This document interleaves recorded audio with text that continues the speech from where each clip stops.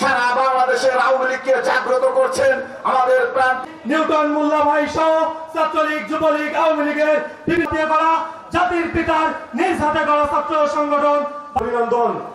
সংগ্রামী নেতৃবৃন্দ, আপনারা জানেন সেই সমাবেশে ওই খুনি তারেক, ওই খুনি প্রেতাত্মারা বক্তব্য শেষ করছে জয় বাংলা, জয় বঙ্গবন্ধু।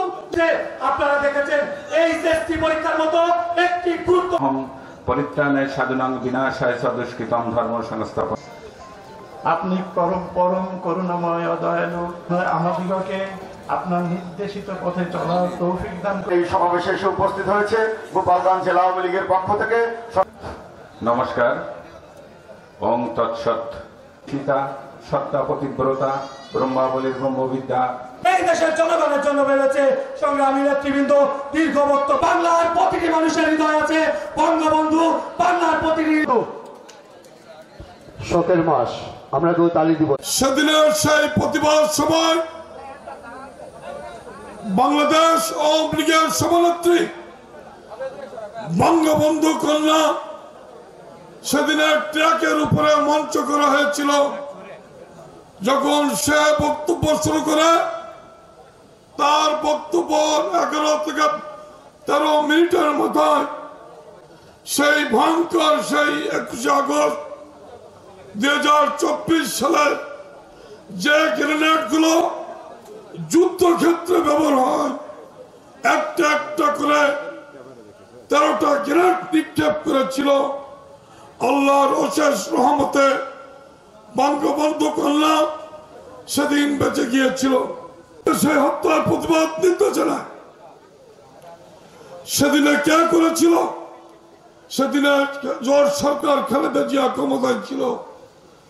সেদিনে হাওয়া ভবন থেকে সেই খালেদা জিয়ার কুখ্যাত ছেলে সন্ত্রাসী জঙ্গিবাদ যে মদত পুষ্ট করে আশ্রয় প্রশ্রয় দেয় তারেক রহমানের নেতৃত্বে, এবং ভবন সেই স্বরাষ্ট্রমন্ত্রী এবং উপমন্ত্রী পিন্টু সহ তাদের নেতৃত্বে সেদিনে হামলা করেছিল।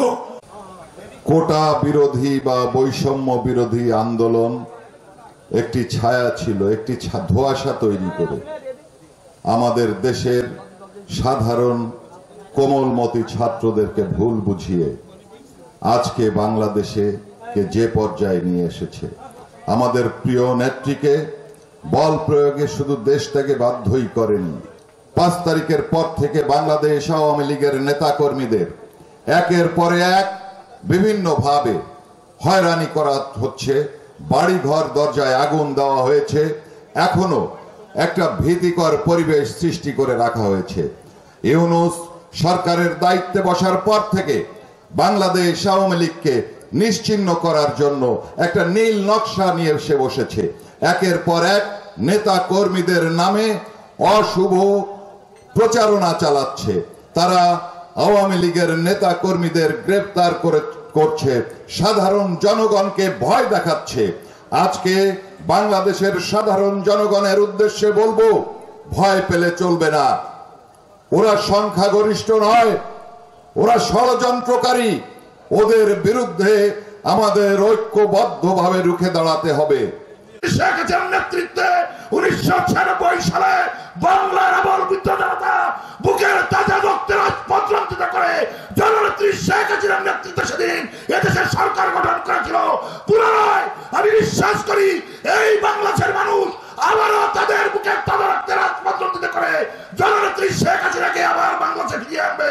আমি এই কথা 100% বিশ্বাস করি। সংগ্রামী সাথী বন্ধুগণ, গোপালগঞ্জ সর্বস্তরের জনগণ, সর্বকলের নেতা কর্মীকে আমি ধন্যবাদ জানাই যে বাংলাদেশে 5 তারিখ থেকে আপনারা যে ভূমিকা রেখেছেন, এই ভূমিকার জন্য আমি আমার ব্যক্তিগত পক্ষ থেকে আপনাদের আমি হাজার সালাম জানিয়ে আমি আমার কিভাবে উল্টো পাল্টো গিয়েছিলেন। এই শব্দটা ছিল কি? সেটা ছিল রাজাকার। আদৌ রাজাকাররাই বাংলাদেশে এখনো আমাদের নিয়ে যেতে পারে নাই। তাই আপনারা সজাগ থাকবেন। আপনাদের সামনে যে দিন আসতেছে, সেই কঠিন দিনের জন্য আপনারা প্রস্তুত হন। আমরা যেমন এক সময় স্লোগান দিয়েছি 71-এর হাতিয়ার গর্জে উঠবে আর একবার, ঠিক তেমনি ভাবে আপনাদের গর্জে উঠতে হবে। সকলকে ঐক্যবদ্ধ হওয়ার জন্য আহ্বান জানিয়ে আমার